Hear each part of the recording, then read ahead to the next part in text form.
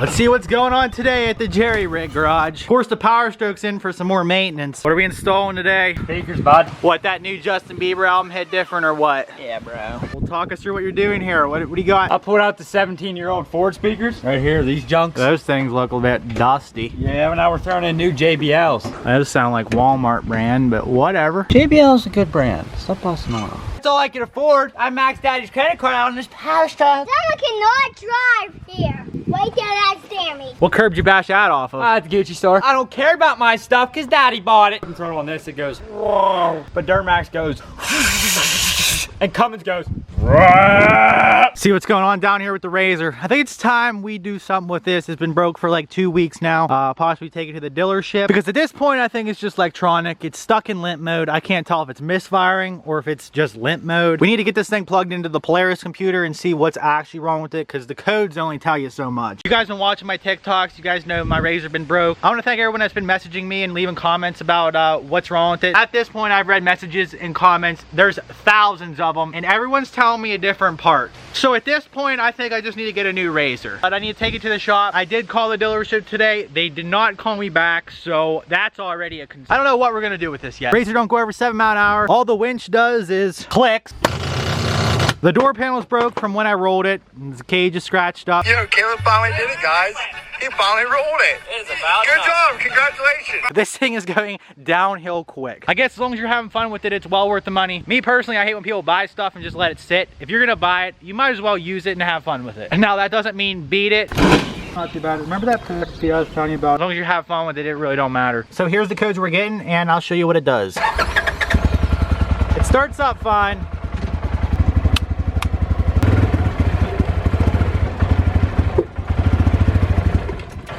It has absolutely no power, and then this is the first time it actually shut off.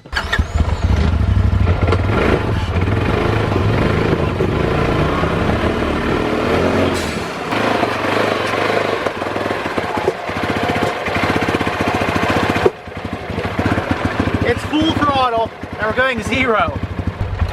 But it's weird because if I shut it off, and then I restart it,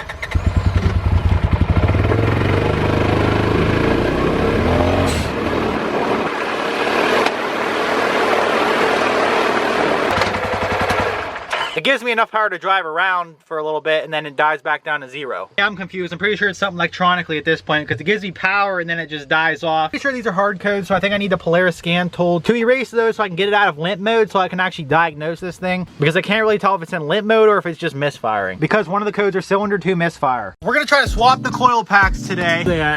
Those thingamajiggers, because right now it's saying cylinder 2 misfire. So if cylinder 2 has a bad coil pack and you swap them, you'd think it reads cylinder 1. Well, let's try it. Unplug them, grab some sockets, walk to my junk RZR, loosen the coil pack bolt, hold the coil pack, set that right there, grab the right one. I messed up, I don't know which one's which. I'm just kidding, I'm not that slow. Swap them, put the bolts back in, snug it up, plug them back in. I don't think this is gonna do jack shit, but at this point, we still gotta act like we know what we're doing. Well, here goes nothing.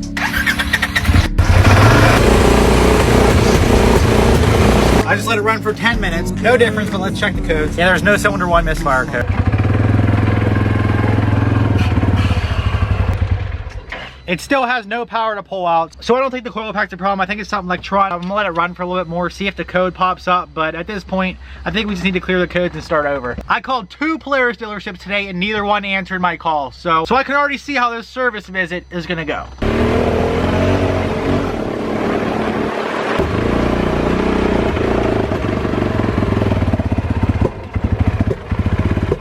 I think I'm gonna try one more thing with the RZR before I end up taking it to the dealership. I'm gonna drain the gas out. That probably should have been the first thing I checked, but there is a small possibility that there could be water in the gas tank. I already have the seat off, and right here's the fuel pump. Better to check that, make sure there's no water in the gas, because that'd be an easy fix, and I'd much rather do that than pay a hefty repair bill at the dealership. There's always a possibility that there could be water in it, so let's check this. The gas gauge is reading full, and I believe these tanks are 13-gallon tanks on the Pro XP, so we're gonna need a few of these. Hey, what do you see down in there? A bag of weed, I think. What? I don't know why you're still dealing with this RZR. Put it in the truck, we'll get a new one tomorrow. I'll buy everything else for you. I'll buy you what I wanted to buy in the first place, a Can-Am. We had to move the RZR inside because the sun went down on us, and I think we got a snake in the gas can.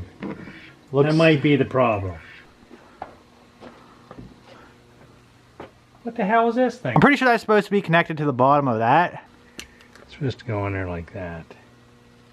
If we take a look in our fuel tank, there's a good bit of dirt down in there. So we're guessing since the fuel filter fell off, the dirt got sucked up in the fuel pump and is causing our issue. So give me this razor. There's